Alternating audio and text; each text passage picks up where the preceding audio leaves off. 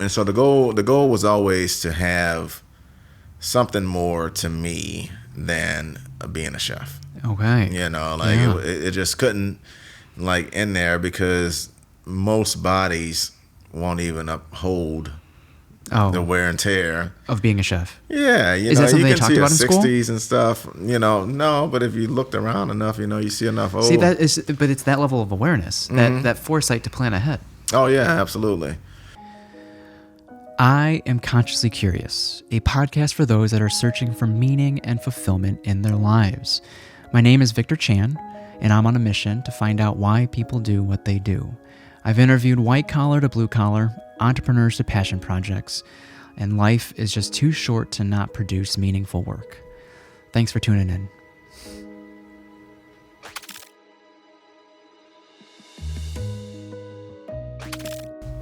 Let's go. All right. We're live. Yes. How are you? I'm doing well. How you doing? Good. Hello, everyone. We have Brian Jupiter in the studio. Chef Jupe. Yes. Chef Jupe, I'm curious where you got that nickname from. They just shortened the last name. Yeah. And so, at what age did it kind of catch? My dad was Jupe. Okay. First. And so, all through high school and everything. And then my older brother, Gary, was Jupe. Okay. And then we went to high school together. And so he was Jupe. I was Lil Jupe. Okay.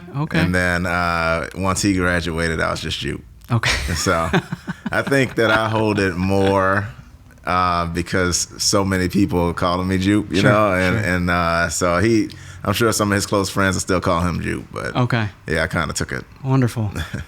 You have a. Is it a collab or a takeover at Coach House coming up in the next couple days? Yeah, right? That's on Wednesday. That's tomorrow. Tomorrow. I was thinking, I'm like, maybe I'll cut up a clip for that's tomorrow. Chef Jupe tomorrow. So, Zubair's a good friend, and he's extremely talented. And so myself and my chef de cuisine, Ozzy, we're both collabing with him over there at Coach House. Okay, so it is a collab. It's not like taking over Coach House. Is it? It's not. No, yeah, it's a collab. Okay. So we Very actually each dish we have, kind of either I'm doing a sauce and he's doing a protein, or I'm doing the protein and he's doing some type of garnish or something like that. So. Yeah, true collab. So. And then, was there another collab recently? You've been doing smoke sessions. Yeah, we do the smoke sessions every month. Okay. And so last month we actually did it with Zubair. Yeah, so, I've been seeing you guys together. Yeah, so he's actually done a couple of collabs over at Frontier together. Okay. And so he's just a good guy. Yeah. I always learn something about food with him too. He's sure. He's so. Just inspired by the flavors of his upbringing, and his ancestors and everything. And so, it's really inspiring to not only taste his food because, Indian food has so many different regions and things like that, and so it's easy for somebody to say, oh yeah, I don't like Indian food, but it's like, have you tried this or have you tried this? And then, they just think it's roti, butter chicken, and it's so much more. Do you notice a similar theme with Southern food? Oh, absolutely. When do you take it on as a challenge when someone's like, I'm not a big fan of Southern food? Yeah, absolutely. Because American food, as we know it, it started in the South, and so although you might not want like fried chicken or mac and cheese, that's what everyone associates. It just associates with.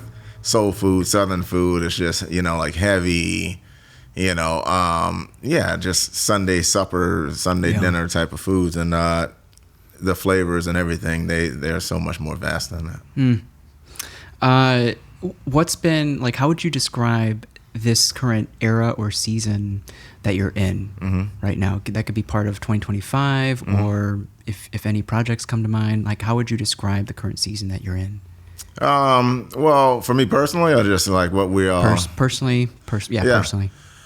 Well, it's so much that's going on around us, that you can't ignore. But I also feel like you can't let it hold you back, either because, my mentality is it's someone that's still pushing forward, right? Mm-hmm. Even with all the adversity that we face as people, and so for me, I'm trying to ignore some of the outside noise and still focus on, the dream and the passion and my goals, which is to open more restaurants and continue to try to build this little empire of places that I've wanted to do since I was a teenager, and so, I feel with anything comes challenges, and in the restaurant business, it's never easy, and so we're looking at, we've really broadened our horizons, and we're looking at markets all over, because we feel that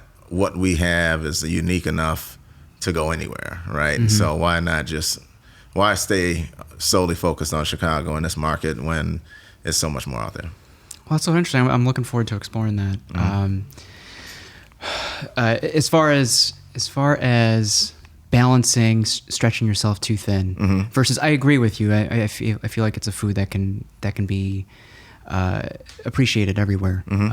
But I guess as you like the growing pains of like maintaining high quality consistently. Oh yeah, absolutely. That's always going to be a challenge, right? And so with some things, you have to figure out ways to, kind of shorten some of the steps that it may take. So for instance, we make biscuits, a lot of biscuits, and so currently we're trying to find someone to make our biscuits, and so, you have all of these bakers out there, and especially post-pandemic, a lot of bakers have transitioned to more of co-packing and more of a, private label, type of thing, because bakeries are hard, and every day, just how perishable things are, and if you're not in a highly trafficked area, then that could be a challenge, and it's just a really tough business.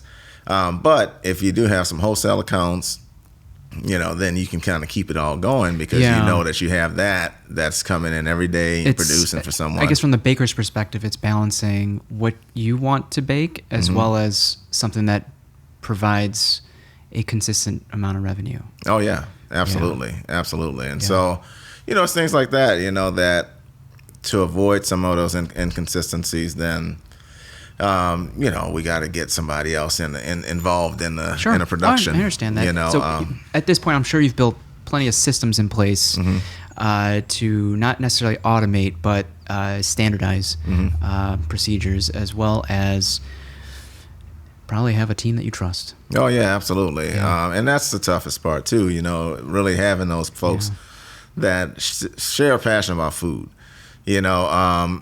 It's not an industry that people are necessarily running into now. There was a big heavy wave of everyone wanted to be a chef at one point in time. And then I think some of the reality set in when people saw that it's not just TV, or they once you start working in it, and you're like, yo, this is a lot of hours, or this is a lot, and it didn't, the culinary school structure was never sustainable, right? Like you pay all of this money and you get out into the field, you really don't know a whole lot if you weren't working in it prior to, and so you get, low pay.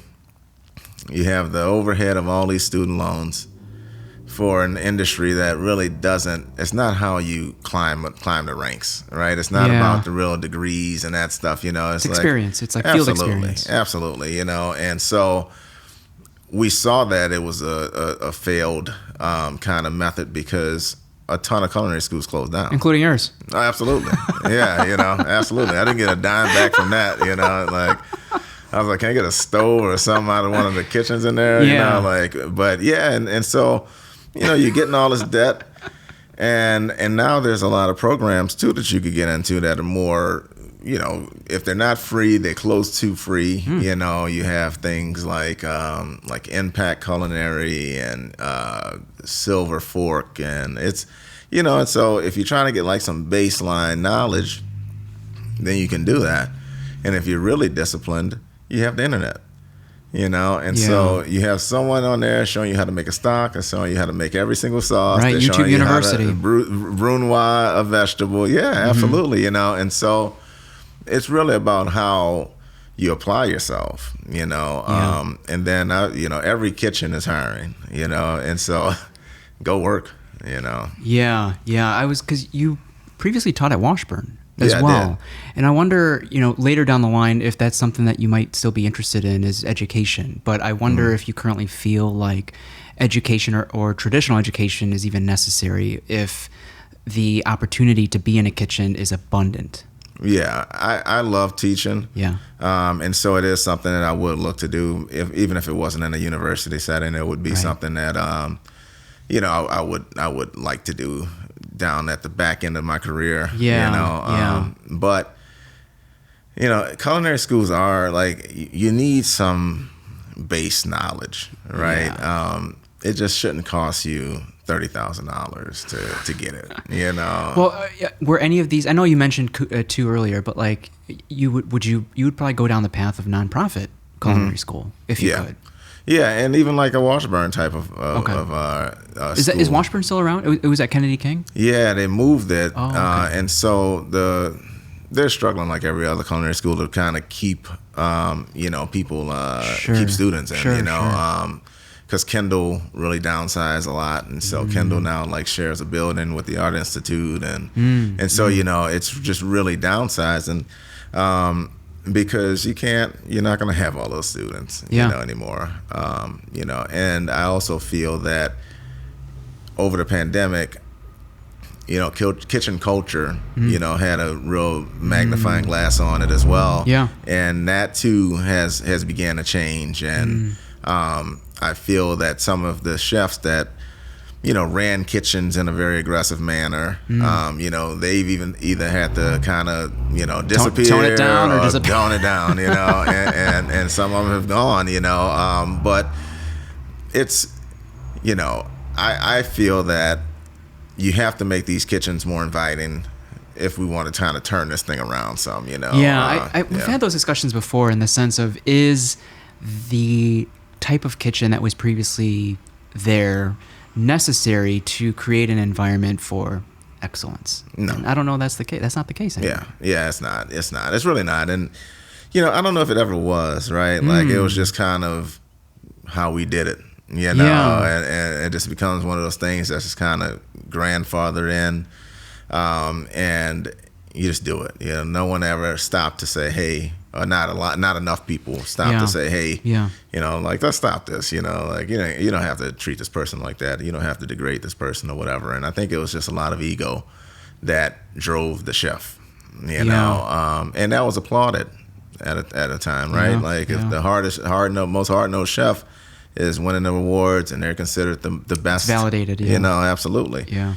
But the diners are different too, like, of course you have fine dining restaurants, and you always will, but all the fine dining guys have other restaurant concepts that are more casual and things like that within their portfolio, because those make more money, at the end of the day. A fine dining restaurant costs a lot. You have 10 cooks in the back, and you have, all of these servers, and just to provide this service and to uphold the standards that come with being, a quote unquote, fine dining. So how do you slim down overhead, Yes, it's really impossible. Yeah.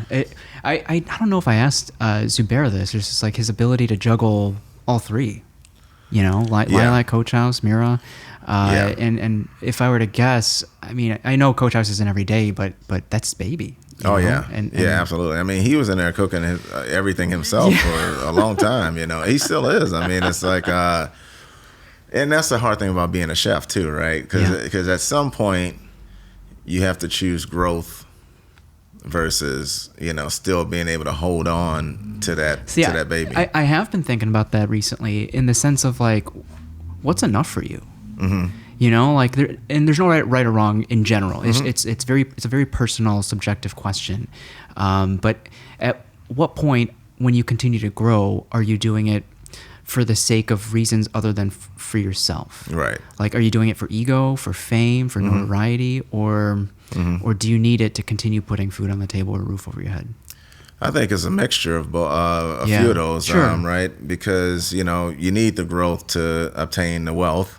And I think, I have a daughter, and you have to have something to leave to her, not necessarily a restaurant, but at least the financial means to be able to do whatever she wants to do. How old is she? She's 10. Okay. Yeah. Okay. And so I tell her all the time, like, hey, you might not want it, but you're going to have a restaurant.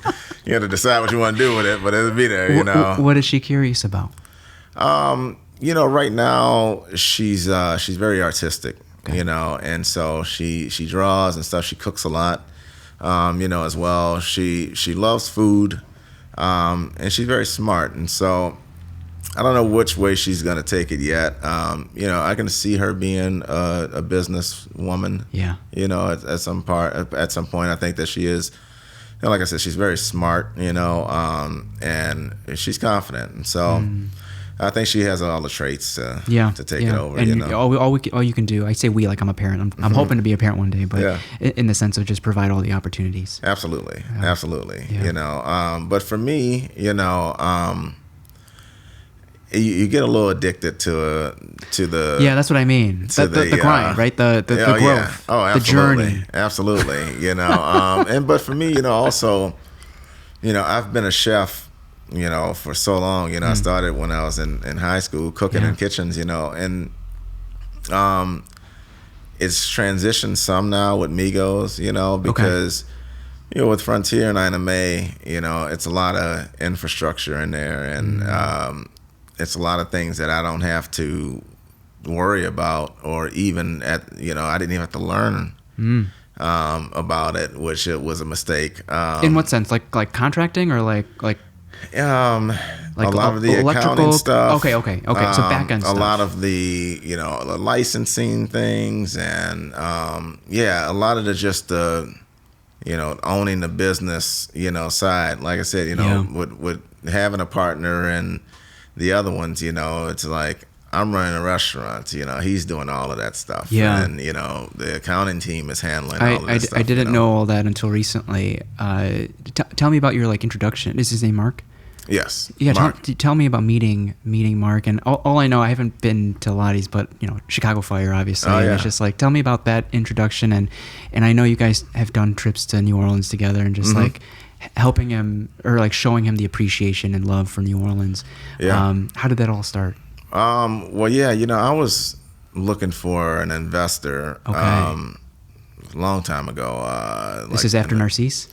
This is after Bella Lounge. Okay. And so this is like 07-ish or something like that, or 08.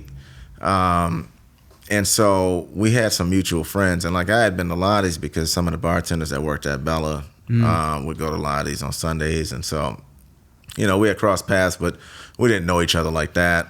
And it was we had a mutual friend. Her name was Lee, and she I was actually talking to her about her dad investing or something, and she's like, "Why don't you talk to Mark?" And I was like, "Oh yeah, I don't really know him that well, but if you can make the introduction and stuff." And so at the time I was trying to do a food truck, but food trucks were still technically illegal to cook on them. Oh, okay. To cook on them at the time in Chicago. Wow. And so you would have to package things ahead, and then you could sell the prepackaged stuff off of I don't even remember the truck. that time. Yeah. That's wild. And it made zero sense, because it was a fully equipped food truck with hand sinks and all this stuff versus a cart, per se. If I have to use the restroom, I have to anything, you have no way other than hand sanitizer to be sanitary. Right. And so it was just weird. But a lot of stuff about Chicago it's just you just kind of ask come why. A long way. You ask why, and then they just well, it just is. And so Mark and I met, and he had Lottie's for a bit already. 6. And so something like that. Yeah, since 02. Yeah. And so Lottie's was just bar food. Yeah. But he was in the process of opening the Pony. And so the Pony up on Belmont over there. And he did eventually open it? Yeah. Okay. Yeah. And so Mark wasn't big into food at the time. Okay. At all. It just wasn't. It's kind of odd. It wasn't his thing. More to, you eat to survive and not to enjoy it at all. You know what I mean?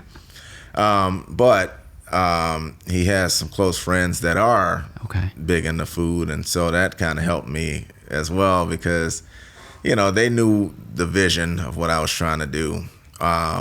And the food truck thing just didn't work because the laws just weren't set up for it.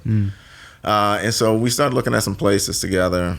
And really, Ina May was the kind of the concept that I was putting out there. Yeah. You know, but we looked at the frontier space, Okay.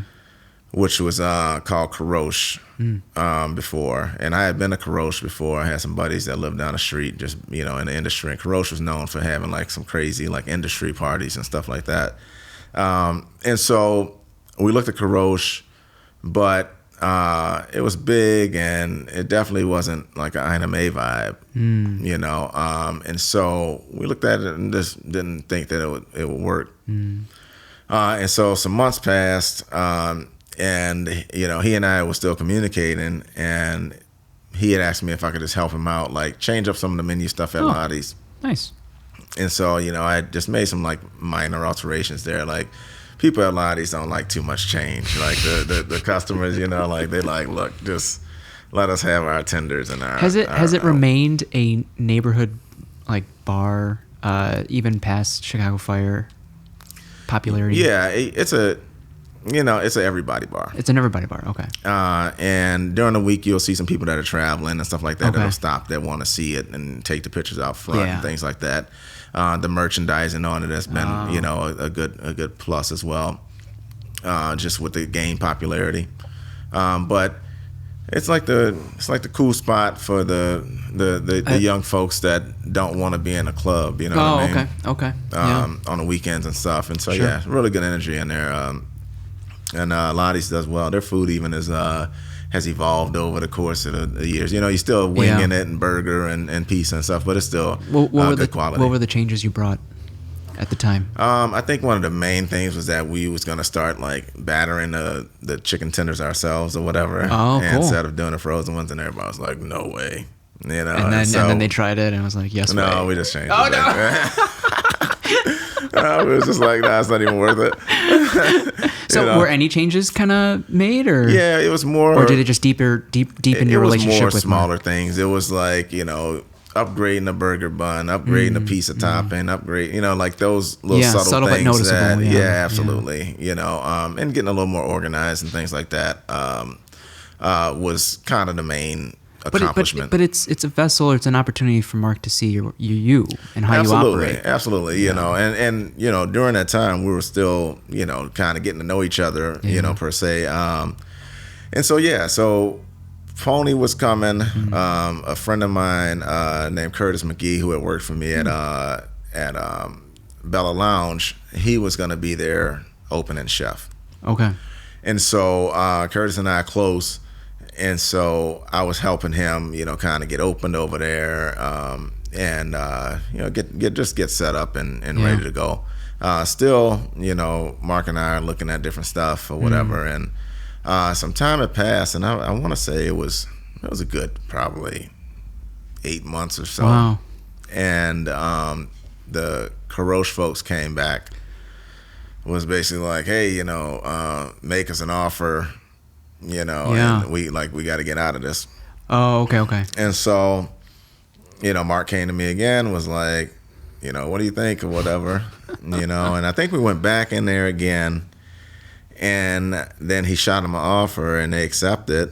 Without talking to you, or like? No, yeah, we went back. We talked and everything, and we were just trying to figure out what would go in there. What exactly was going to do. You know, so you definitely knew that something will go in there. Yes, we decided, you know, he was a sports bar guy, I'm a restaurant, and so we was going to do kind of this sports bar with just, you know, some elevated food in it. And we were in New York. We would go to New York kind of often, just kind of seeking inspiration and things like that, trying to really get the concept kind of nailed down. What types of places would you visit in New York? It was everything, you know. It was some of the stuff that was a little higher end, but some stuff that was kind of just trending, you know, at the time. But yeah, we would, you know, basically if you take the Eater, Eater Top 20 or whatever, sure. all of that type of stuff that we would look and kind of see what we thought was the most interesting. And we were at the Breslin, and they brought out a little pig to the table. And I was like, oh, that'd be pretty cool to do some whole pigs or whatever at Frontier. We just still didn't even have the name yet. It was like a bunch of different names we were throwing around, and then what's the hospitality group name? Pioneer Tavern Group. Okay. I keep mixing it with Frontier. Okay, so it's Pioneer. Yeah. Okay. And so Mark is a big cowboy. He like a country guru. And so we kind of came with this concept. We was gonna do the whole pig. I sourced this smoker from a guy on the south side of Chicago named Big Mac, and he was an older black guy who barbecue. Like that was his thing. And he would build these grills, these smokers, out of the old oil drums. Yeah. And his backyard was full of them. And I first met him because Curtis and I, we had to do this catering. It's like this big catering thing, and we had to cook a whole pig for this catering event. And neither of us had cooked the whole pig like on one of these smokers before or whatever. And so Big Mac's like, he's like, y'all cooked the pig before? And we was like, no, we'll be all right, man. We chefs, like, right? We'll be good, Mac. We fine or whatever. He was like, I'm gonna come out there, all right? Wow, what a guy. They had to deliver the smoke or whatever. But Mac comes out there, and I'll never forget. He has these pliers in his hand or whatever. So we have the hog out. He takes the pliers, and he like yanks the eyeballs out with the pliers, right? Like, whoa, yeah, go on. Before or after it was smoked? Before. Oh my goodness. Yeah. And so he yanks the eyeball out, and Mac is like, he's like, you don't want them popping. Oh. You don't want the eyeball popping. People come over here and want to watch and take pictures of it or whatever, And we're like, hey, it makes sense, but we didn't know. All right, so he helped us get the thing secured up there. Wow. And, we did the pig that day, and brought the smoker back to him. But then when I was doing Frontier, I went and bought one from him. And we was just going to hide the thing because the city's all weird about stuff. And so we was going to hide it on the side. And the patio wasn't built over there. It was like, that was the biggest project of Frontier. Sure. Doing that patio. But we sat out there. We were like, it should be fine. Do a couple pigs a month or whatever, this and this. And the thing took off, and we was doing all these pigs. And so we was doing pigs, lambs, and goats. To start. Okay. The reason why I was doing them to start was because I had formed a relationship with Halstead Packing House, which is on Halstead and Hubbard, like 5 minutes from Frontier. And they slaughter pigs, lambs, and goats. At the time, they were slaughtering Monday through Thursday there. Now they've kind of shortened it some. But two Greek ladies who had this butcher shop for years and years in their business, their dad would still be in there and stuff. Like, it was like crazy, but it's like a piece of Chicago history that's still alive, and I'm so shocked they haven't made millions of dollars yet by selling to some developer in the West Loop, because they're right there. They're right there, I know. On the cusp, and it's like one of the last things. Well, you catch it if you're like sucking traffic on Halstead. Yes, exactly. And I remember the very first time, this is way before Frontier, but the very first time I went to that place, I had an American Bulldog, and he was, I had him on this like raw diet, and it was like raw beef, chicken, whatever, right? Yeah. And so I would go to some of these little butcher shops, and I'd get scraps and stuff like that from them, try to save some costs. And I walked in there, and I had no idea they slaughtered. And it smelled like a damn farm in there, like it smelled like a slaughterhouse, right? And so I walked in, and I was like, whoa, like I was like, I don't know about this, whatever. And I just left back. And so when we was trying to source the pigs and stuff for Frontier, a few people told me, like, yeah, go to Halstead, go talk to them over at Halstead, whatever. I was like, I don't know about that place, man, And so I went back. That, in fact, was the right smell. Right, exactly. You know, and so, yeah, they were so clutch for us because, you know, we was taking all these parties and stuff like that, and you know, you're just kind of trying to figure out how many can you take, how many can you cook at a time, and all that stuff. And you know, you have some last minute people that add on, and with them being right down the street, oh yeah, come pick one up. Okay. You know, and for years, I've picked up every pig, lamb, and goat. Wow. You know, for every single week, Yeah, I get my list, you know, and I'll go in there, I walk in their walk-in cooler, and I can hand pick all the pigs I want, hand pick all the lambs I want. That's you incredible. know. And so, like, yeah, right in the middle of the city, like you can't find that anywhere. Yeah. You know. And so, yeah, we still are buying pigs from them, lambs and goats from them as well. We just have a middleman now, so we don't have to go and pick it up ourselves or whatever. But yeah, that's the Frontier way. And so we started doing all these pigs. What were you taught about smoking the whole pig besides the eyeballs? Oh, you know, because that was on a spit, it was a little different, right? It was it's actually a little more challenging than smoking them. Are you manually rotating? Or No, but you have to control the fire because, you know, the drippings, all that fat, you know, you'll have a big torch pig. Okay. Yeah, as more and more fat drips. Absolutely. Okay. When you're smoking it, though, you just have to basically set it and forget it. Oh.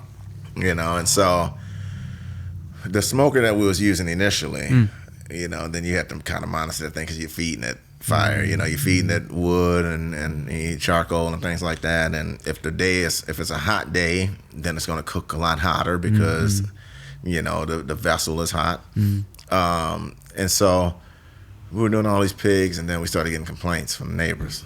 We were smoking out the whole block, you know. Despite being outside. Right, yeah, smoking out the block, you know. And people, I can't open my back window. It's going to smell like smoke in here and all that stuff. And so we moved it to this lot that we had like 10 minutes away. Oh, wow. Right, and so this is why while we're still scrambling to kind of figure out what we're gonna do now that this is an actual thing and not like just we thought it'd just be kind of like a gimmick. How did you get a lot 10 minutes away? Friend of a friend. You're just gonna find a way, right? You're just gonna make it work. Yeah, friend of a friend, you know, and so we were smoking the stuff out there, and then we would get an order, like when the guests arrive or whatever, you know, we'd send somebody, normally me, that I go out to the plate, take the pig up off the smoker, put it into an insulated bag, bring it over the Frontier, plate it all up and everything, send it out. So these whole orders have to be reserved, I'm guessing? Yeah. Right? It takes time. It was all in advance. And so now we don't do like as many, but we've added like whole, like antelope legs and venison legs, lamb legs. And so we have all these kind of like smaller, large cuts that allow people to kind of do it in smaller groups. And so instead of having to have 15, 20 people to do a whole pig or whatever, you know, if you just have 8, then you might want to do like a shoulder, a leg, and something else. It's kind of like an interesting take on a steakhouse. Absolutely. Absolutely. Yeah, you know, I think that's how Frontiers lasted all these years, because it is basically a take on a steakhouse. Yeah, right? on a variety of game, You know, the game stuff and just the meat-centric, you know, kind of vibe of it all. You know, it's just kind of what is evolved into. Yeah. I mean, was alligator always, you know, the plan from the beginning? No. No. We would try to, you know, my fear was always that somebody was going to open one like it. Oh, okay. And then they're going to take all the business. The credit, yeah. You know, the credit and the business. they'll get all the shine. And, you know, it'll be like, yeah, I've been here doing this for a decade plus, you know. But one thing I did learn was that it's very hard to duplicate that concept because you need space. You know, like, you know, we will have 3 different groups. We'll have a 40-person thing happening upstairs, and then we'll have a 15-person. You know, we've had we've done 17 whole animals in a day. Okay. Wow. It's like it's a lot that goes on. Where in a traditional restaurant setting, it's like, okay, how many reservations do we have? We know that we're gonna do 250 covers or whatever. Frontier, you might do 400 covers, but it's 4 different groups. And so the kitchen is very different. It's not as much like an order or fire. It's more of, when you get the animal, order comes in or whatever, then you have to get all the sides for it, the sauces for it, and all that stuff. And so just different kind of service. Like sub processes, I'm sure, but does it keep it interesting? Does it keep it challenging? It's dynamic. It does. It's very different. I think it keeps it interesting for us and for the guests. It's not as monotonous. And we hope that Frontier can live on because of that, because it still feels like a unique concept. 14 years in. Yeah. Wow. And you still like, this is still relevant. And so, but we've tweaked it over the years, and we've listened to kind of what the trends say, what trends come and go, but we also listen to what our clientele says. Yeah, and as well as what you want to do. Absolutely. Yeah, absolutely. Yeah. Wow. And so the challenge with Frontier is that I'm not in the building as much. When you're going from being in there every single day to once a week or whatever, it's twice a week, and it's just different, right? And so did that first, I'm sure, was it harder when you first branched out to Ina May? Yes. Yeah, right. Yes. To no longer, or to be okay with almost passing the torch. Like how do you maintain the soul of this place? Who is responsible for maintaining the soul of this place if you're there once a week? Yeah. No, that's tough.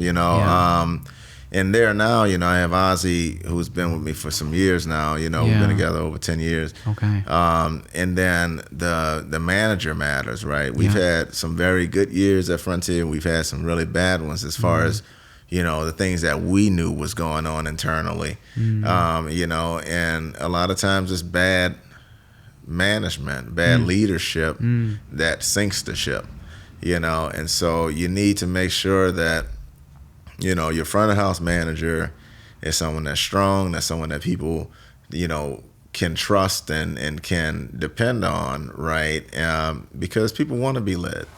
It's not everybody's not a leader, right? And it doesn't make you weak. No. You know what I mean? It's like everyone. That's not the position for everyone, right? And so we've seen. When our leadership has dipped some, then the overall experience that we are able to offer has taken a dip, and the morale and the culture takes a dip. And so right now we have, Aaron is great. He's our GM, our director of operations. And he's been with us for a few years. But without guys like Aaron and Ozzy, then I have to be there every day. Yep. Right. Yep. Yeah. It frees you to continue thinking about the next thing. Oh yeah. Or spend some personal time. Whatever, it's that. We wouldn't be able to do that without the team. Absolutely. Tell me about the trust and the intention to build a partnership with Ozzy. Ozzy was valet. He's working valet at Frontier. Oh. Like way back when, and he was in culinary school while he was working valet. Wow. And I'm like, why are you like just working in the kitchen? You know what I'm saying? Like, culinary school. How long was that going on before you found out? It don't take me long to really find out. People tell me more than I want to know. And so. It's sometimes I'm just like, man, don't tell me that, So Ozzy's always been, very, very passionate about his craft, and so it's it's funny because I've seen him evolve, you know, because he was young when he first started or whatever, and you know, I've seen him evolve from this young cook to, you know, a leader, and you know, he's my partner in Migos and stuff, and so yeah, you know, I feel like when you're comfortable with people, you know, you try to keep them around as long as possible because... Well, if you can mutually grow together. Absolutely, right? Yeah, and I think that it has to have that kind of... You have to have that mutual respect for one another, you know, to last and, you know, to have that longevity like that. Yeah. But yeah, Ozzy's great, you know. When did you... like, the conversations you were having, when did you first... Like, when was the seed first planted to, like, we can do something together? Like, what conversations were you having very early on? Yeah, you know, because I guess describe Migos for the listeners. Like agua frescos, like other things as well? Migos is basically tacos, fried chicken, some sandwiches. So fast casual. Yeah. But all the proteins are halal because Ozzy's from Algeria. Okay. And so he's a Muslim, and we wanted to have something that kind of filled a void. You know, it's so many restaurants, right? And so it's like you have to kind of look around and see what's missing. And it's not that we don't have enough tacos. It's way too many tacos in Chicago, right? But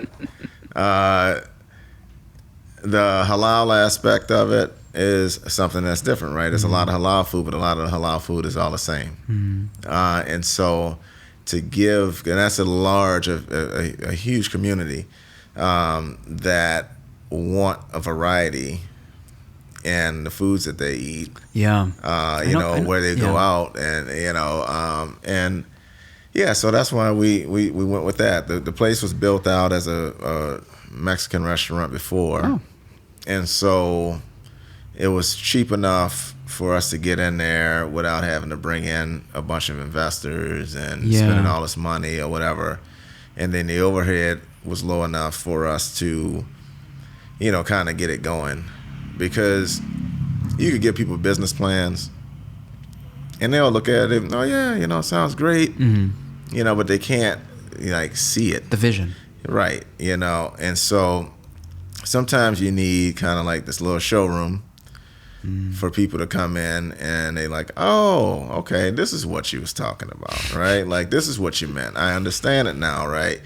Do you want to do another one? You know, that's kind of where you want to, you know, take something like Amigos. Like, it's a, you know, fast casual concept that offers variety that I feel it covers all, like with such a small menu, you know, it's something on there for everyone still. Yeah. Even with the menu being small. Okay. You know, and so. But it's easily replicatable? Yes. Yeah. Yes, absolutely. And yeah, you know, I want to do more of those. You know, I feel like those are easier to operate for one. And I think that they'll have more longevity than big sit-down restaurants. Well, I know other chefs have done this, like within university food halls, whether that's UFC, UIC, Loyola. Yeah. Is that a possibility? Like, because there's a lot. I'm sure there's a lot. Like the Muslim community is, you know, at all those locations. Well, yeah, absolutely. You know, I think that those things look pretty sweet, but they're not always. Like, I heard UIC, that deal was a little weird. Okay. And so, you know, I'm big on control, like keeping control of my, you know, destiny and how I operate and things like that.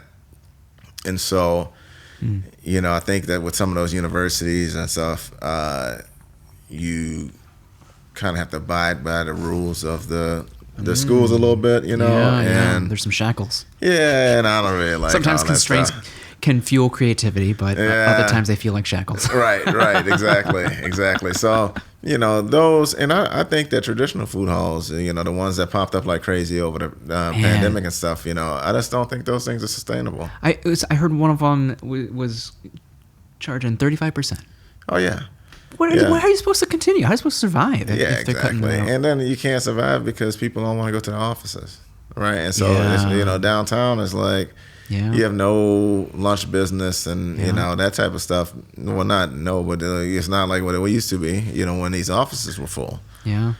So I'll pass on that. Yeah, I saw a reel about how ghost towny State Street was. Oh, it's crazy. It's crazy, and it's like when you look around, what do they do with that? It's a lot of big buildings over there. There's a lot of heavy rent. Retail does not need a 4-story store on State Street anymore, right? The consumers don't shop like that anymore, right? I haven't stepped foot in a mall. That's what I'm saying. In a while. And so... Well, even years ago, I went into Ford City, and I was like, this is a ghost town. Oh, yeah. Yeah, it's only a few malls that still... It's crazy, man. Like, I feel that there are few that have kind of transitioned into these kind of like restaurant, kind of entertainment. Districts, I know Woodfield has kind of done that. Yes, that's what they're doing, with the condos and stuff behind and everything. I think those can kind of last, but the stores, who wants to pay, $80,000 to $100,000 a month rent on State Street when it's like, So, I mean, maybe it depends on the area. What have you noticed this many years after the pandemic? Mm-hmm. Has food and beverage or restaurants kind of come back in a way? A little bit. Yeah. But after the pandemic, you had, inflation, so it's kind of like you're still not out of it completely because all your costs have increased significantly, including labor, in Chicago. I feel like Chicago, they like to talk about all the restaurants that are here and how great of a food town it is, but they are horrible to restaurants. Like the government and stuff, like the when city, that shutdown first happened, they're horrible to restaurants, and it's like, you're paying all these taxes and stuff like that, and it's like, I don't know who needs to explain math to them, but like, if the restaurants do well, then they pay taxes, and that means that you all have more revenue coming in. And when they're hurting, though, what happens? Nothing happens. Nothing. It's okay. All right, well, that one closed. You might have to close down. Yeah.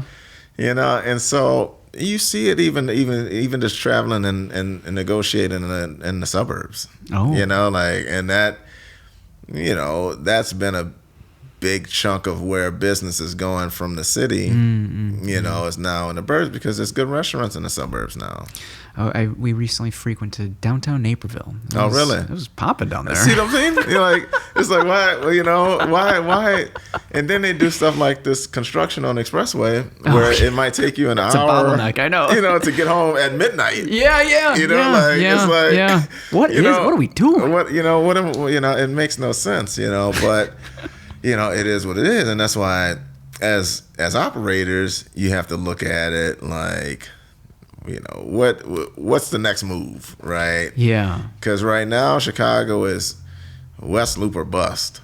It feels like that. It's like if you're not in the West Loop, then, it's not, not to say that you can't survive. I mean, obviously you can, but it's not the kind of like guaranteed, and the pressure over there. I mean, it costs so much. You have to be busy over there. As well. And so it's crazy. Like look at River North. What's happening in River North?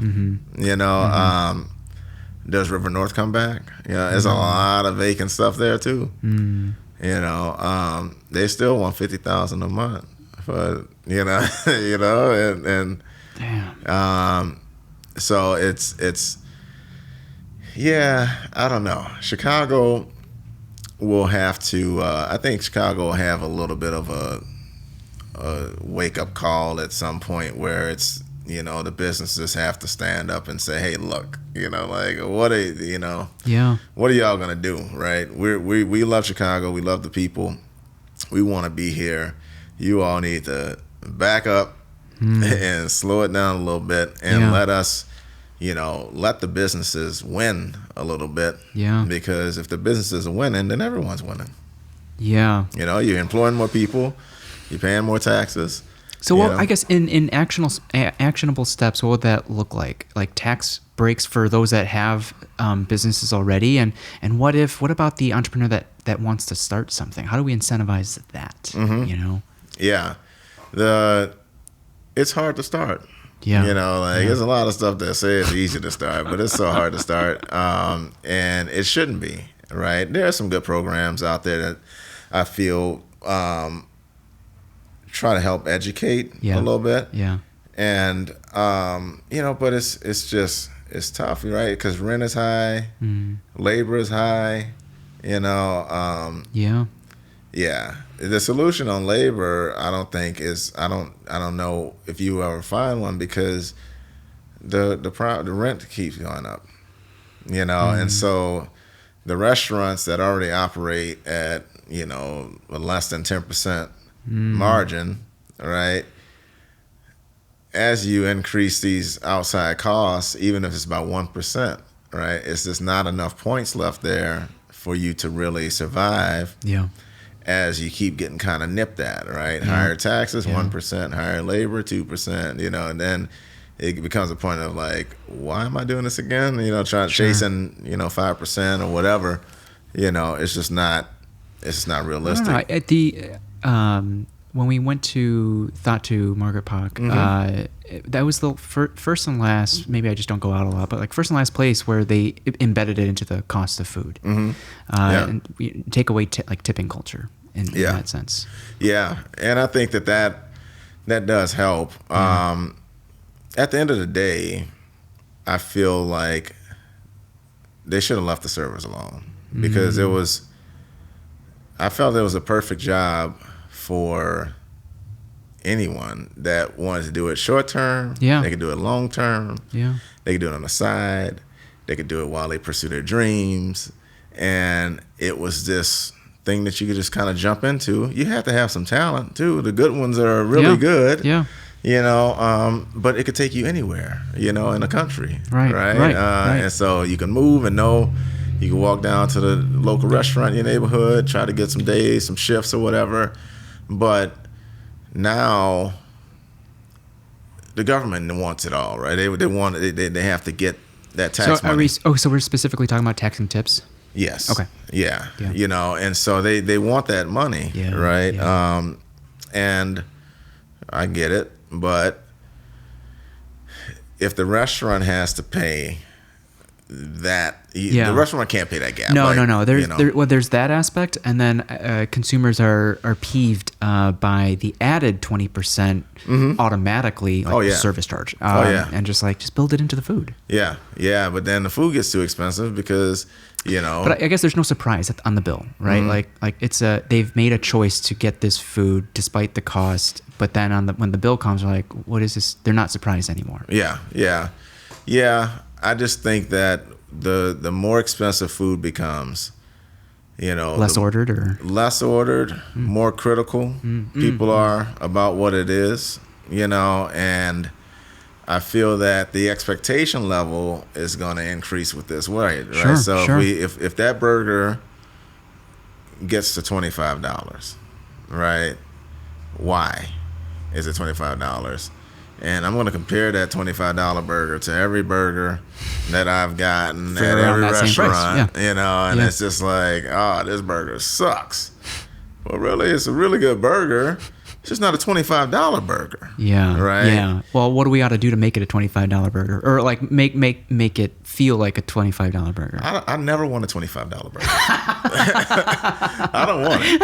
Right? Like, I don't want it. I just think that it's a cap on things that I think stuff like a burger is supposed to be able to be what it is, right? It's supposed to be able to be a premium sandwich, that everyone can afford. Everybody should be able to get a damn burger, and when you start getting to this and like, you can do some stuff with beef and it could be this and this or whatever, but why? I can see if you have your burger at a fine dining restaurant and you've done some things to kind of elevate it like crazy. I don't want a $25 burger in a bar I don't want a 25. It has to be like some crazy restaurant. Like, I don't want to serve a $25 burger at Frontier. Okay. You know, we did like this crazy. I'm curious if anyone's listening or like would be willing to, like if they'd be willing to try a $25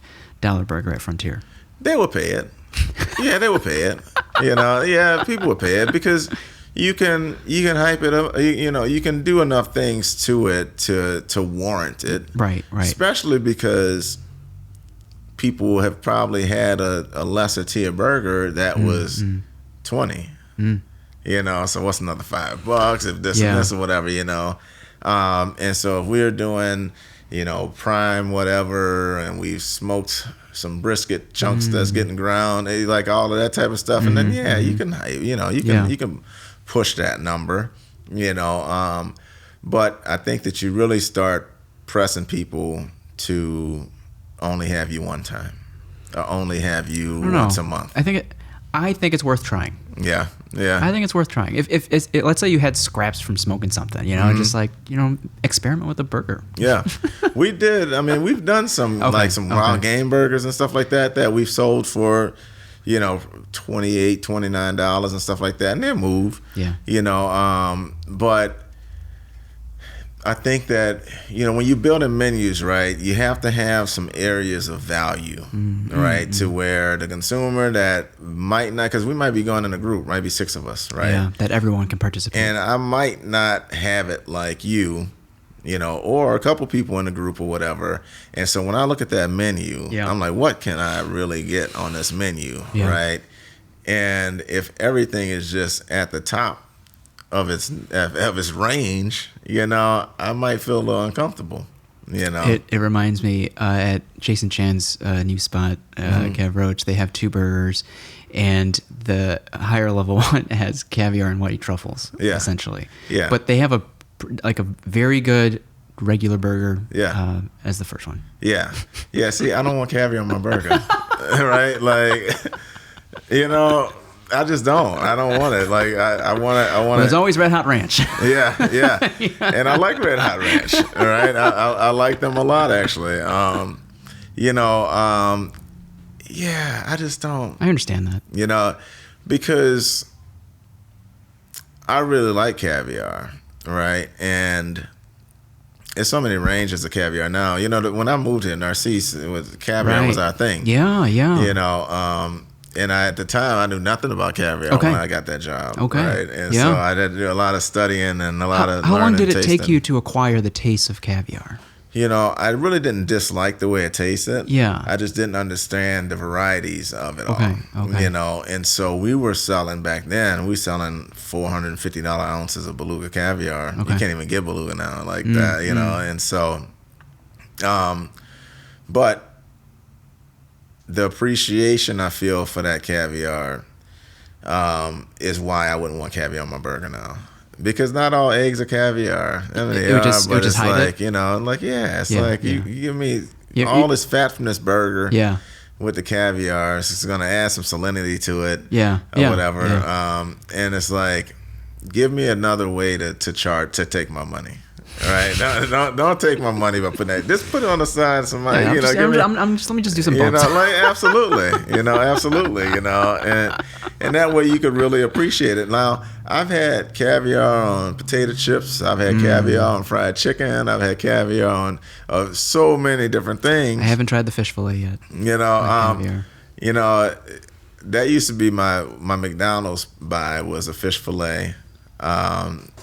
And that was really the only thing that I would eat, like for, you know, main menu stuff. And then I'm a sausage and egg McMuffin kind of morning when I'm traveling and stuff. You know? Right.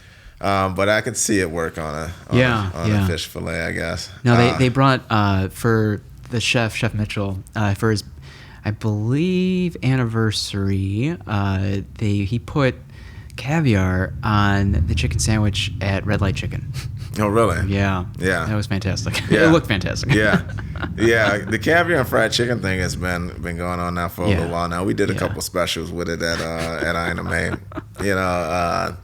But that's another thing too. Like, I mean, I guess, do you remember? Like, was it just after the 10th, the 20th bump of like, like this appreciation for it. Because like I've been wrestling with whether that's like fine wine, omakase grade sushi, or caviar, uni, foie. It's just like, I feel like it's just going right past me if I don't have this like foundational knowledge to appreciate what I'm consuming. Yeah. I think that it's the first time you try it that really sets the tone. Okay. Yeah. You know, because it sets the tone of how the second time you try it's gonna go. Right? Yeah. Are you gonna be like, this first time I was like, yeah. You know, and then you kind of going into it with a negative, you know, mindset. And I think that affects how it tastes to you the second time as well. Sure. And so, you know, I feel like I really started enjoying caviar once I did like a couple like tastings to decide which ones, and then I tasting them side by side like that. Okay. Really gave me a whole nother appreciation because they're all different. Yeah. You know, it's not like you just pop open a jar and be like, yep, that's caviar. When you do side by side, were they different from different types of fish, or like what made them different? At the time, we were tasting Russian versus Iranian. Wow. And so the Iranian stuff was, at the time, it was cheaper than the Russian stuff. But the Iranian stuff tasted a lot cleaner. And the reason was they said that, you know, the Russians taught the Iranians how to fish the caviar, but the waters on the Iranian side were a little bit cleaner. Oh, wow. And so in turn you got a fresher, cleaner caviar. And so that was what I think was, because the Russian caviar at the time was getting really hard sometimes to get. Okay. Right. Yeah. And so it was a supply thing first. Yeah. And then once you started to learn a little bit about it, and then you had like the golden etcetras and all that stuff that the Iranian side were producing.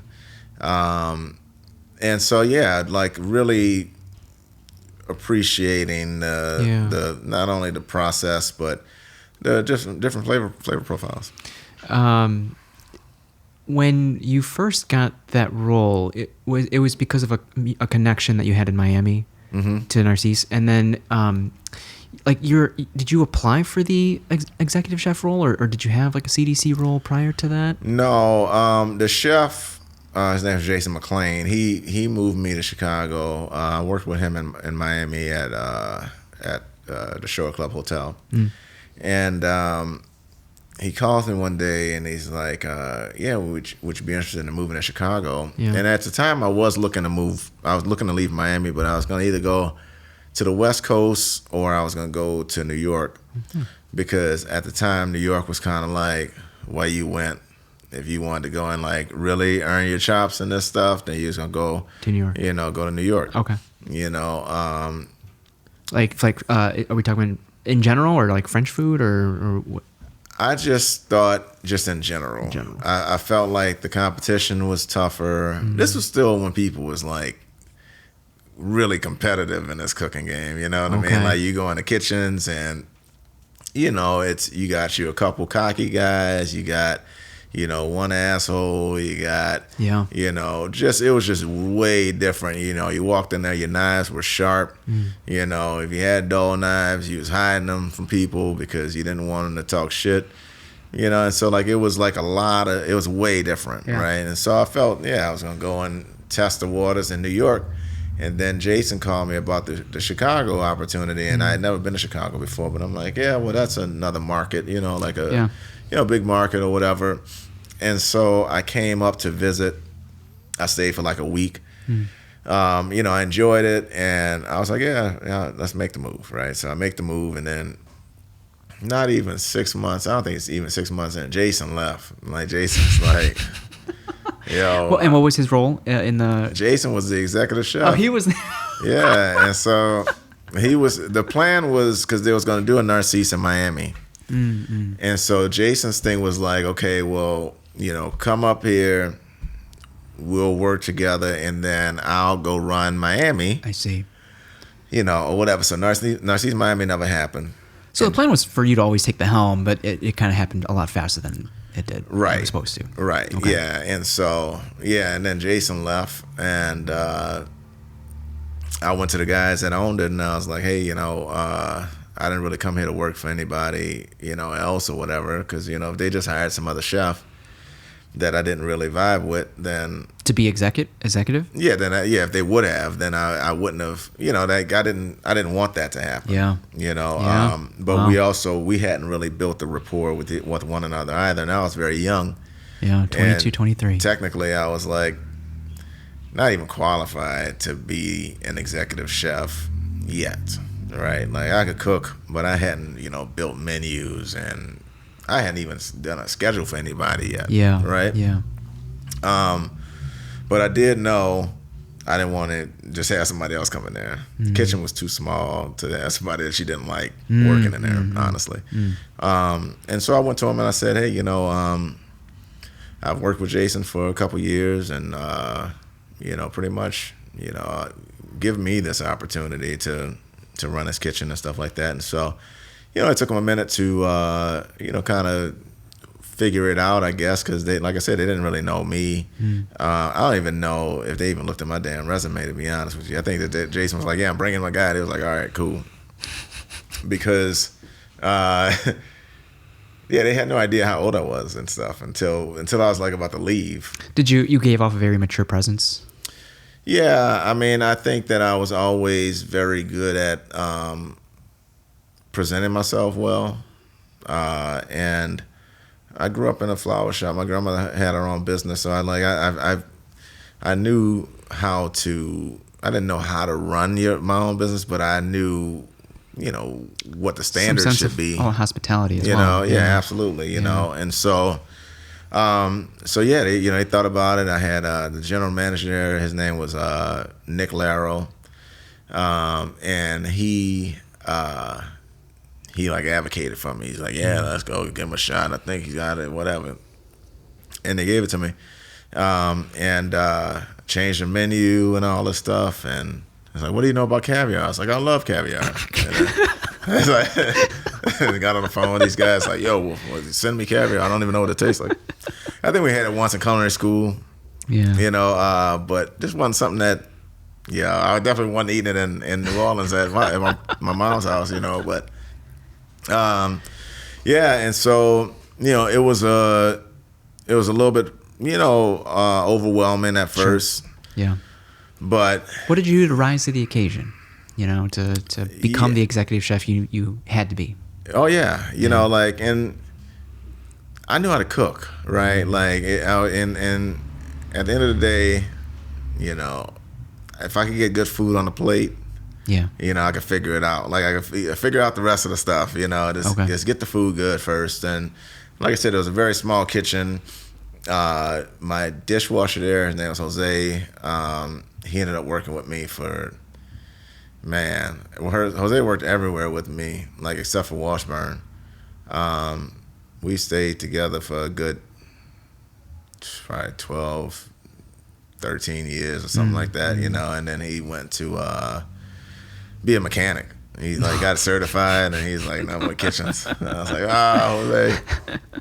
But yeah, he started as my dishwasher there, and then he was like my lead prep guy, like everywhere. And he would remember stuff that we made, like he remembered everything, stuff that I forget. I hope he's happy. And so he would be talking about something, and he's like, oh yeah, like you did with the crab claws that time or whatever. I'm like, yeah, actually, yeah, like they're that paying one. attention. He was great. I stayed at Narcisse for a minute. And then, Bella was a little different of a challenge. Bigger space, bigger staff, higher volume, and I was starting to find a groove with kind of like the food that I wanted to do. But also the back end. You were executive chef as well? Yeah, I was executive chef. So then there also too. Finding a groove with like the back end stuff of what comes with becoming or being an executive chef? Yeah, absolutely. Absolutely. Costing out things and, just really becoming more of a professional, And so it was good. I look back at that stuff now and, like because I'm transitioning again now, you know, like now I'm a true like restaurateur, you know, like multiple units, you know, and people are coming at me with stuff damn near every day with ideas and concepts. You know, you know, like, you have any interest in this, or, you know, you want to see this space, or, you know, hey, did you hear this restaurant's for sale and this stuff. And so, you know, it's just a different role, you know, but, you know, when I went to culinary school, you know, I did culinary arts and I did food and beverage management. Okay. And so the goal was always to have something more to me than being a chef. Okay. You know, like it just couldn't like in there, because most bodies won't even uphold the wear and tear of being a chef. Yeah, you Is know, that something you they can talked see about a in school? 60s and stuff. You know, no, but if you looked around enough, you know, you see enough old. See, but it's that level of awareness, that foresight to plan ahead. Oh yeah, absolutely. You know, and so, yeah, I mean, I saw, you know, or I wonder if you just paid attention to how grandma was as a florist, and what someone would want to be doing as they grew older. Yeah. And as their bodies weren't able to keep up, what would you want to do at those times? Right, absolutely. And then also with that was, you know, I feel like my grandma was a little bit more intimidated to expand her, like, how do you take this business and max it out, right? Like, how do you scale this thing, you know, for it to be something that can create something that's generational, you know? Because you don't want to just get stuck grinding in something just to say it's yours, you know, just in there every day, just grinding, you know, and it's yours. But what is it? It's a very personal, I think it's how we started our conversation, in the sense of like, what's enough? What are you going to be happy with? Kevin Lee, his family runs Gurney Donuts. Okay. And they had a fire happen to the shop, and his mom would still they would have a group of regulars come in for donuts and coffee every day. And when the fire happened, they shut down, but these regulars would go to the local McDonald's, and she would bring them donuts. So to me, it's like, it's that level of like love and community, right? Yeah. That also means a lot to me. And you can probably get that as you scale, but it's like, there's something special about, I guess there's pros to both. Oh yeah. Yeah. Absolutely. You know, and I also feel like sometimes you look around and you have some people that's working with you, right, that are really great. Yeah. That they don't know how to maximize their talent and their skill set, right? And so sometimes I feel like, you know, some of my desire to grow is to see some of these other folks, you know, grow. Yeah. And if I don't grow, they won't grow. You know, and so, you know, it's. But also having people depend on your businesses. Oh yeah. For their livelihood. Yeah. Absolutely. Absolutely. You know, and. Yeah, I feel that a lot. Like just because not that anyone's pressuring, but just knowing that some people need this, like, right? Like, yeah, they can get another job or whatever. I feel like my next hurdle is trying to support the team with health insurance. I haven't been able to do that. Yeah, and that's hard. You know, like it's tough. And the same thing with me. You know, at Migos. You know, it's like it's a small shop, right? You want people to feel like, you know, it's not worth it to go work anywhere else because I'm so taken care of here, you know, and I think that's something as you build as you grow, right? Like you have to keep that as a core value, because those folks are going to help you grow. Like they're going to, hey, you know, we're going to open another one. Cool. I'm going to come help train, you know, because we know what the perfect, you know, taco that we want to put out looks like or whatever, and we want to be able to, you know, I can't train all the people. I don't even have the patience to train the same way I used to, you know, like I'm just like, yo, like just do it like this, like I'm showing it to you, do it like that. And, and people, not everyone learns that way, right? You know, and so I need people that have some patience that's gonna, kind of train, and because I'm still learning myself, right? I'm learning so much stuff myself. This past year has been very informative to me,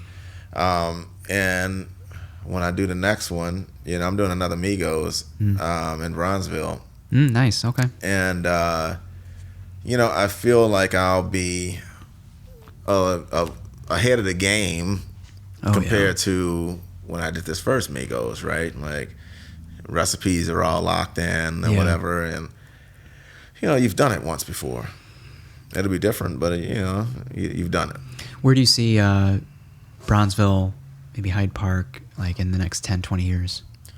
Bronzeville is hard because I lived in Bronzeville 15 years ago, and it was supposed to be the next one up. Yeah. And it wasn't. Hyde Park is going to grow as much as it can, but they just keep putting everything on 53rd Street, and so it's like feels like its own island over there. Yeah, and it's like, okay, well, if you continue to kind of ignore those, ignore 51st and 55th, it's like 53rd can only take so much. There's a halal taco place over there too. I forgot the name, but yeah, I've been there once. On 53rd. I think. It is. It's a lot of halal stuff that's popping open now. Like, gotcha. There's a lot of halal burger stuff popping up. Okay. And like the NYC halal guys, they're doing their thing or whatever. Yeah. And so it's gonna be something that you continue to see grow. I guess what in your opinion, what has to start?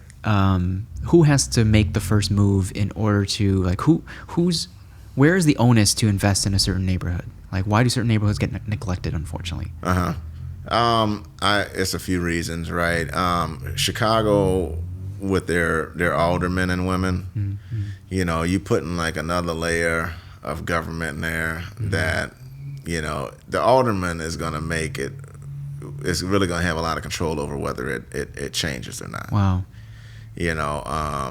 And I think that you have to be very patient, but you have to put the right businesses in there as well, right? And so if you just have this kind of revolving door of, crappy retail stores, and then, some small business or even like some mom and pop joints that aren't supported enough to last more than a year, 2 years, or whatever. And so you kind of have this constant like flipping of businesses. And so it's nothing to build on. We're going on Cottage Grove over there, and I think the Cottage is one of the realistic areas that can, grow into a more like walkable restaurant, type area. The cherry blossoms are blossoming. Yeah, right. Yeah. Because you have Cleo's over there. You have Bronzeville Winery. Teague from Demerara. She's opening up over there. Oh, really? She's a little further out. Like she's building this whole thing over there. You have Two Fish. You have you'll have Migos. You have Dirty Tiff's. Dirty Tiff's has some really good jerk chicken over there. So you got like some stuff that's happening. Dirty Tips is over there on 47th, but Pookie's Crack Cakes is over there. And so, you get enough stuff. And this is one thing I love about up over where Migos is in Portage Park, is that like all the businesses over there for the most, there's a couple of them that don't, but they like support each other. Yeah. Like, they just kind of there's like subculture. I mean, I see them every week. Somebody's coming in from everyone. And you start to have this kind of energy of, I had a big group not a big group, but 6 people. For Migos, it's a big group. We only have 14 seats. But like, where do we go drink? I'm like, go to Moonflower. I get so many people that come from Moonflower to get some food. Funeral Potatoes. Yeah. Okay. Yeah. Yeah. Cool. And so, they're awesome. Tone Deaf Records. He sends people to me, all the time. And you need that in Bronzeville, right? You need that kind of synergy, because you have some good stuff, right? You got the ice cream joint that's on I don't know why I just forgot the name of it, but Sean Michelle's ice cream. I haven't been. Sean Michelle's. It's a yeah. So it's a lot of stuff, Yeah. right? But you need More neighborly to kind of direct them to each other, yeah, to survive, right? And so, yeah, I think it just takes a time sometimes because like what do you think are the makings of, we earlier talked about like West Loop, right? Mm-hmm. Like I know that, that was meatpacking. Mm-hmm. Not too long ago. They had Sterling Bay, that kind of curated that neighborhood, right? And so developer? Okay. And so, you need some of that. Like, okay, you can go 3 restaurants here, but you do need retail here. And then you got I don't know if bitter folk is the accurate word. It might be too harsh or severe of a word, but people that holler about gentrification. Mm-hmm. And it's just like, what do you want then? Like how do we bring revenue is too transactional, but like how do we build a great community? Yeah. I think, unfortunately, gentrification is happening everywhere, right? It happens. I feel that those of us who have the means to buy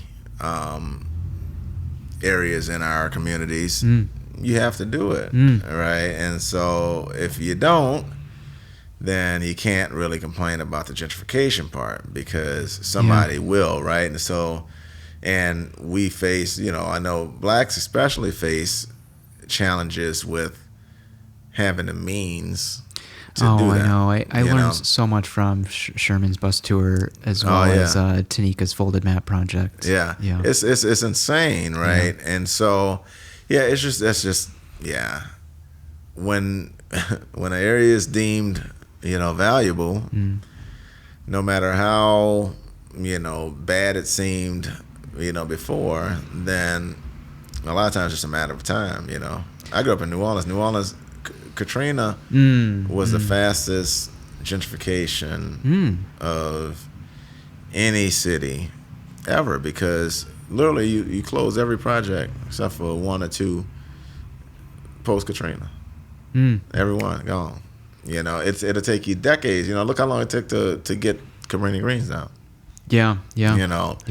And so, with New Orleans, they wiped it out.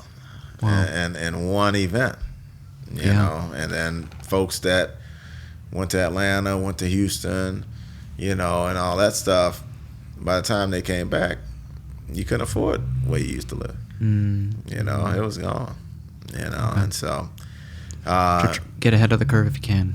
Right, and so I think that if we want to keep it, we got to buy it, honestly. Yeah, we're our family and cousins are like looking into just pooling our money together and just going after a building if we can. Yeah, I like that. I like that. It's smart, man. Like, because it's like, I think that we, just as a society or whatever, you get kind of wrapped up into thinking it has to be done a certain way because that's what people say. Yeah. But I think that is smart, and I think that we've seen a lot of different cultures that do it that way, right? Like, and it gives folks an ability to kind of uplift. It takes a little longer time a lot of times, right? But you uplift one here, one there, one there, whatever, and then by the time you look up, everybody is headed to the top. Yeah. Some of the, while doing research, some of the interviews you've done were immediately after George Floyd, Black Lives Matter movement. Was that just a trend, or has that plateaued at all? Like, are people are you noticing like people are still actively seeking out Black-owned businesses? Yes, I think that you still see a lot of people seeking out Black-owned businesses. Okay. For sure. I think that I build businesses for everybody. right? Yeah. Like I just, I think that if you want to have them last, you want to, make a few dollars in the process, you can't really hone in on any one. Yeah, you can't exclude or because you need everybody. I mean, this is hard, right? This stuff is not easy out here, man. And it's good to get that support. Yeah. Right. Like the post when you first reopened, and it was really heavy, right? Sure. Like it was, everybody was, buy black. At the end of the day, though, people you have to do that. You need it every day, right? Yeah. Like you can't have it just be a trend or whatever, and I feel like because of that, you have to build your business to be like anybody. This could belong to anybody, right? Yeah. And when people come in, I appreciate that they come in to support a black-owned business, but I don't want that to be your only reason that you're here. Understood. I want it's you good to be food. like, it's good experiences. like you about to love this. Like you're gonna think about this the next time you want to celebrate with your friends and your family and stuff like that because of what we built. And then we are black, and it just happens that we are black. but you're coming initially because you heard that this food is really, really good or whatever, and those things. And I feel like that's how you kind of build relationships. You create regulars that way, and you have kind of like long-term supporters. Okay, I understood. Tell me more about Grandma Ina May. And her name was Ina May as well? Yeah, it's my great-grandmother's Ina May. Yeah, my grandmother was Rosetta. That was Ina May was her mother. Oh, I see. Right, and so like Rosetta, she actually inspired me to really get into cooking because she was a great cook, but she wasn't like not a trained chef or anything like that. She just made really good food, but she wasn't very adventurous with what she would eat, and so, we had, kind of like traditional New Orleans stuff, and like all your soul food stuff was very well covered with the things that my grandmother would make. But she took me to a cooking class when I was probably like maybe like 12, 13, something like that, at a place called, it was like New Orleans School of Cooking.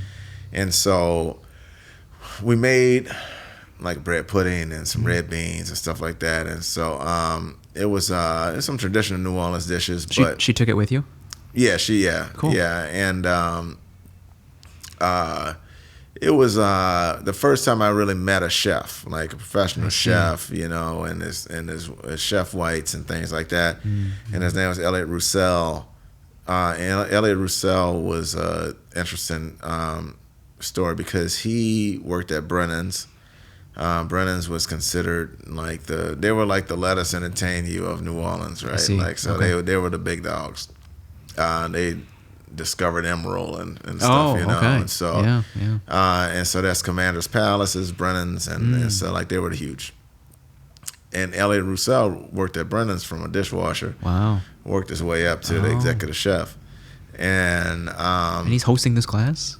Yeah, That's amazing. He was doing this class, and so it was cool to have the interaction. So that really got the juice flowing with like, oh man, like because that was kind of the time like, what are you gonna be when you grow up, and everybody's like, oh yeah, I'm gonna be a doctor, or I'm gonna be a lawyer, I'm gonna be this and this, whatever, and so it was really nice to meet a chef like in this profession, and I was like, okay, maybe I want to do that, and I would always cook stuff at home. I helped my grandma cook, and then high school hit, and I was still cooking stuff, and this was like in the prime of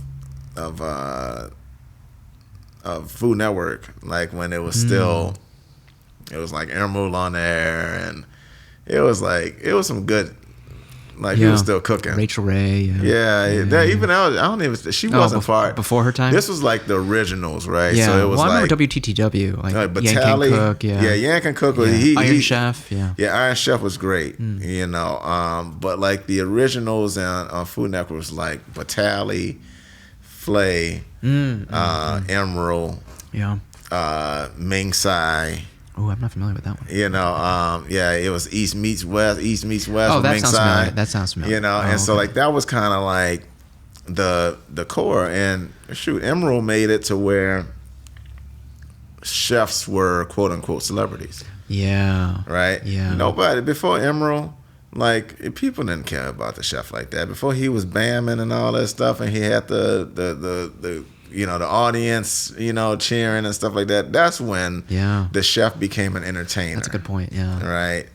And Emerald was killing it. Right. He was killing it. They say Emerald made so much damn money, man. He had like because at the time, he had the shows. And they didn't stop giving Emerald shows. Like it was like, Emerald Live, and then it was like Emerald Cooks Pizza, Emerald at Brunch. Emerald had the Food Network on lock. Yeah. Right? Yeah. And so he had all of those restaurants, and so he had, something crazy. It was he would pop up as I'm doom scrolling on Instagram with his son. He has like social media now. Yeah. I think he was in town for like Dylan Trotter's like the pop up for his dad, Charlie Trotter's. Yeah. Yeah. It's fun. He looks like he's doing good. Yeah, I think he's doing fine, man. He's just he don't have to. He don't have to get into these restaurants and grind it out anymore. Which helps. And so he had his whole product line and all this stuff, and so. Emerald made it. Yeah, Emerald definitely gave the chefs their celebrity Like you status. you see this path that's available to you, and like, do you want to be in that position to just ideate, to put your ideas and make them like into the world and make them real and help other people, fulfill their like cooking dreams as well? Yes, more the latter. Like, of course, I want to be able to put my stuff out there, but like, I feel like there's a lot of talented people out here that just do not know how to do it. Okay. Right? And it's more than just me like kind of taking a piece of somebody's stuff. I like to teach people, and if I've made the mistakes, then I hate to see someone else who has a lot of talent or whatever just have setbacks because they made the mistakes when I could have just been like, don't do it like that. Like don't do that. But yeah, I would really enjoy helping people kind of take their ideas and make them real and watch them grow. And if I can be a part of it in some way, shape, or form or whatever, then, great. If it's just me kind of giving some advice and then you take it and you run with it, great. That's cool too. No problem, But it's a lot of people that come to me for stuff. I mean, they think I had answers. I'd be like, man, look. You're like, look, I'm trying to figure it out still too, Yeah. I mean, did anything change after you finished, after you won Chopped? Did anything change? Chopped's a little bit more short-lived because they do so many episodes and seasons and stuff like that. And so it's cool because a lot of people have seen at least an episode of Chopper. They know what it is or whatever. But it doesn't have the same impact as Top Chef type of deal. Okay. Because Top Chef has like real fans. Like, they're gonna watch the entire season. They're gonna be upset when you get eliminated, and like all of those things. Whereas when you're on one episode of Chopped, it's like, oh yeah, I saw that one or whatever. Because even when people ask like, which episode was it? I was like, it's like, it's no kidding. It's like season 50. Oh man. It's like season 56 or something. Yeah. And episode whatever, Was it just an opportunity to just try your hand at this, or what made you want to do it when the opportunity was presented to you? I enjoy that. I actually have fun doing those shows, and the cameras and stuff don't really intimidate me too much. Nice. And I have it in my head going on that it's TV and like just don't fall out or nothing, Just don't do anything where you're gonna just become like a part of a meme or a reel or something like, and because I did Guys Grocery Games. I got bounced the first round against two people who whose food was not better than mine. Like, and you know that for yourself. Yeah, because you just saw like the whole thing or whatever. Like one person didn't even like follow the theme of the show and stuff, and I'm just like, what is going on here? And it was so crazy because, like, I don't know if that was the very first time I did. No, it wasn't the first time, but it was like the second or whatever that I did some TV like that. Yeah. And I was like pissed. I was like, yo, like what? I was like, this guy next to me, he literally like cut his fingers. He fell out. Like all these bad things, right? And he covered in food first round, right? And when they eliminated me, I was just like, what? Like I was like genuinely shocked, You're like, right? This can't I was be like, huh? And then I understood, like all of that stuff helps TV, right? Like it's to get those real reactions from you, and the camera's like paneling on you, and you just kind of like, huh? And then they, that becomes like a clip that gets run on a commercial and like, it's like all this stuff, but it's TV, right? At the end of the day. And so like, yeah, I was mad and even to the point where Guy came to the back and Guy's like, listen, this happens, like where, the judges pick somebody else or whatever, we think you're great, come back on the show, and we'll tell your story again and all this stuff. And then that was another thing that clicked, because when I was there, some of these contestants, they're like, oh yeah, I've done Guy's Grocery Game 5 times. And I'm just like, what? Like, it's like a profession. Like, it's like a real job, right? Like, and so it's kind of like this cycle. Yeah. And, one guy's like, oh yeah, I've done Cutthroat Kitchen, I've done this, I've done that, or whatever, and so it's like these guys and some of these chefs, that's what they're doing, they're like just hopping around, these shows. And who knows though, right? Like I pop out a cookbook as seen on Food Network's this, and now you're a quote unquote Food Network star. Sure.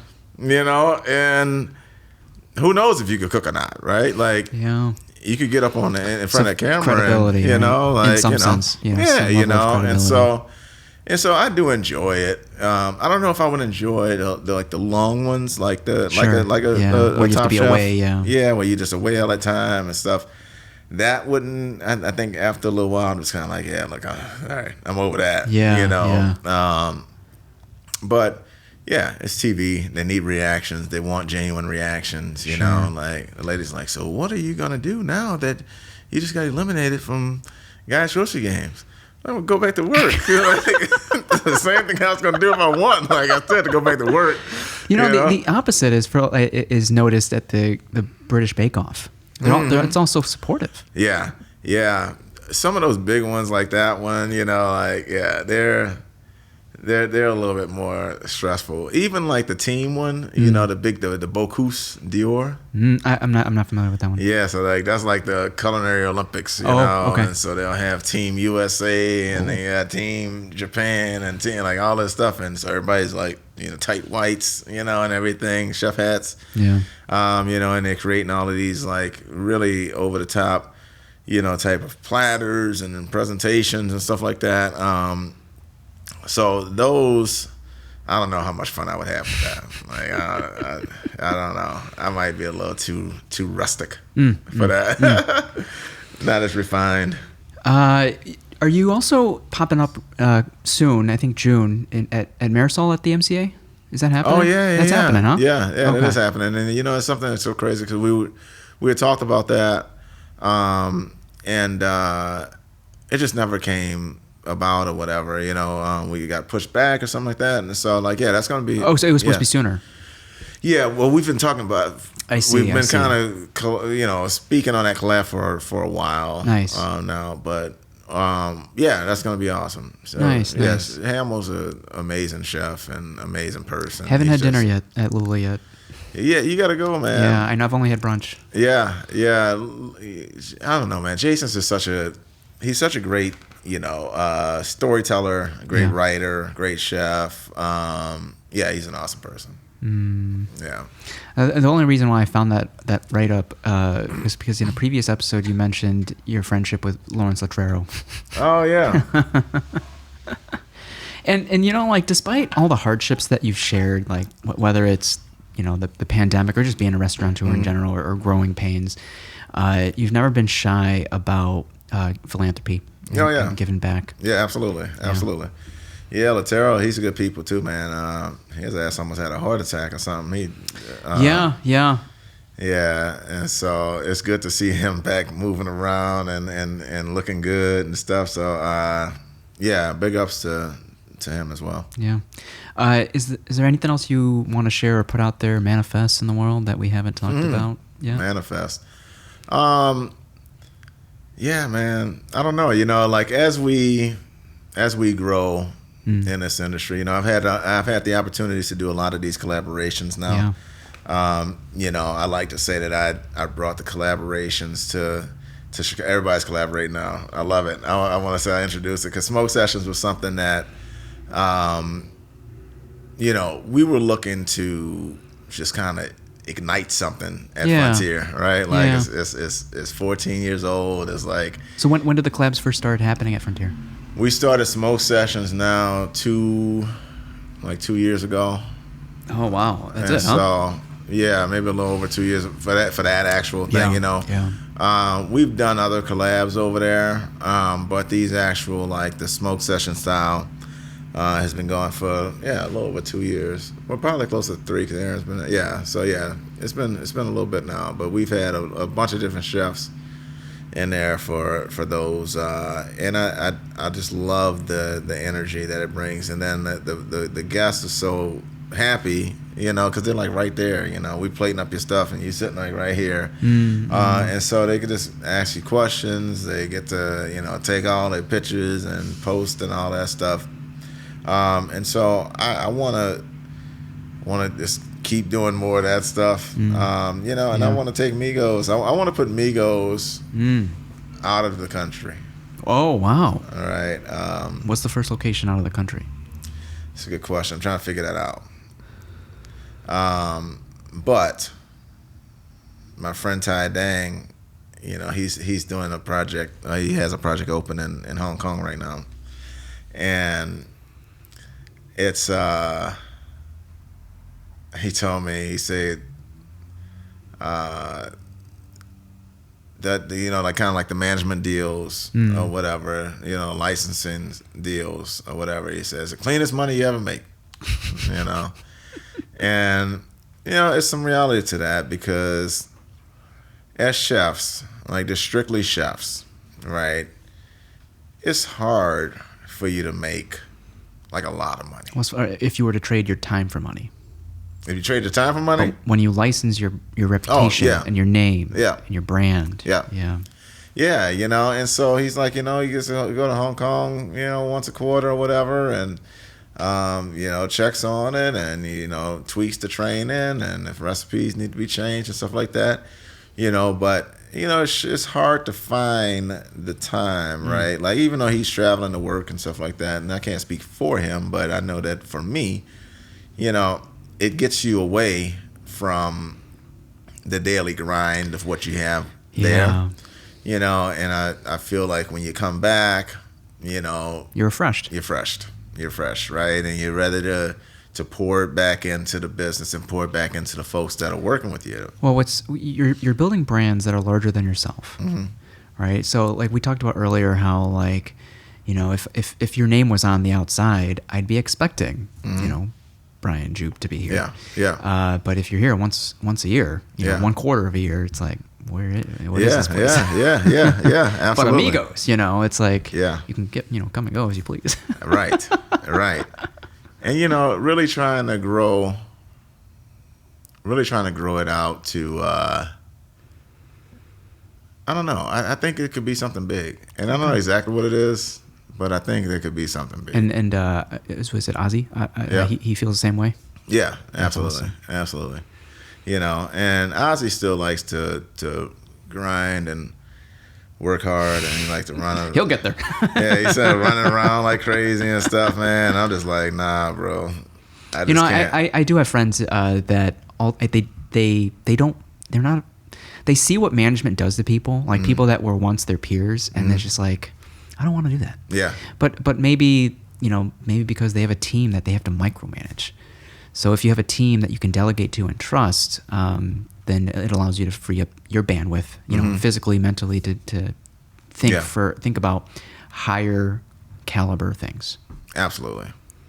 And that's been the most exciting part about this first year, is that, I feel like I've allowed my brain, to go into that realm of, how big can we make this? What do we have here? And even a lot of that's talking to the customers too. I've met so many people, because obviously I'm not Muslim, right? I've had Frontier cooking pigs for all these years. I just made that connection. Ozzy's always like, don't put me in any of those pictures. Don't get me in a picture carving this pig. And so, but what I have learned is that not just halal food, but just Muslims, right? Mm-hmm. Very family oriented. They come in big groups. Like, I got this little bitty place, and they'll show up 15 people. Like, what are chairs? Stacking chairs. They don't care, right? Yeah.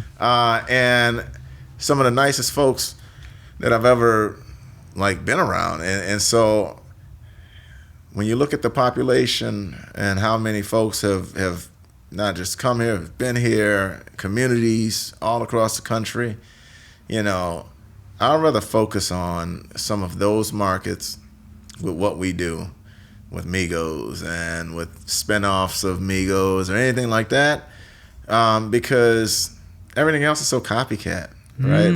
It's so much of the same stuff. It's like, if I run a special or start events at one of these places, then someone else is going to do it, right? And we live in a copycat, type of world, and I get it, right? But when people genuinely excited because you're giving something that's just not everywhere, that to me is a different type of satisfaction. Yeah, you're not simply copying a successful model. Mm-hmm. It's got to feel real. It's got to feel like it's something you want to do, Absolutely. Not just because it was previously successful. Absolutely. So. Otherwise, you'll be left feeling hollow, and it's like that's not going to help you persevere through the hard times. No, not at all. So we'll see where it takes us, but cool. I think we got some bright futures ahead of us with these concepts. Yeah, we'll be looking out. Very grateful for the time that you shared with us. Where can people follow along if they're not already following along? At Chef Jupe, CHEFJUP on pretty much everything. Okay. And then at Migos Chicago is Migos. At Iname Tavern, and then at Frontier Chicago are the handles for Frontier, Iname, and Migos. And then the address is Frontier and Iname are both in that Wicker Park, Westtown area. 1072 North Milwaukee Avenue for Frontier. 1415 North Wood Street for Iname Tavern, and 5044 West Montrose for Migos Fine Food. Oh, so during the conversation, there was one place that kept popping up in my head about how different it is from West Loop, Duck Inn, Chef Kevin Hickey, and it's like an island. Duck Inn is like an island in the middle of that area on the south side. And makes you wonder. It's like there's something about maybe the culture or the food. I'm not sure. It's like I don't hear about it too much on social media, but it's there. It's. But you gotta understand too, Chef Hickey. He's one of the legends in my opinion. But that's like his neighborhood. Oh, I did not know that. That's his so neighborhood, regulars, right? Yeah. And so he's. He grew up over that way. Yeah. He's his family was over there. And so even the story about how he acquired that space and things like that was really, really cool and inspiring. And so all the gods I think are rooting for him to be able to make that something. Gotcha. You know what I'm saying? And Oh yeah, but extremely talented. I love what they did to the backyard there. It just feels like somewhere that's supposed to be in a neighborhood, like Duck Inn, and the food's great. And so, yeah, but those places are like, those are hard, right? Like, but the ones like that, like a lot, even like a lot of these, like the ones that's like in neighborhoods like that, restaurants and bars, they're hard to become extinct. Because a lot of people just don't want them in their neighborhood. They don't really care to have be a regular at the neighborhood bar. But you got to think, a lot of people, like a lot of younger folks and stuff, like the way that they communicate and the way that they meet people and things like that is different. Like I used to go out to bars and stuff, and we would just meet people and have. It's not like that for sure. No, it's very different now. But I think there is a common line or a common thread of how they leave feeling a place, and I think we briefly talked about this, but like what makes someone want to come back, and potentially become a regular, and that's like top down. It's like that culture. It's how the team operates, the questions they ask, and ultimately how they have the guests leaving. How absolutely. They feel. Yeah, oh yeah, absolutely. Yeah, and I'm sure there are certain establishments where the culture outweighs sometimes even the food and beverage. But if it's so good that people just come back. Yeah. I agree with that. Yeah. I'm sure there'll be a next time, and I've offered this to previous people. It's just like, if there's a friend or a chef or whoever that you feel like is worthy of like a recorded conversation, just let me know. Absolutely, we'll do. Yeah, we'll do. All right, guys, thanks for tuning in. We will catch you in the next one. Bye. All right.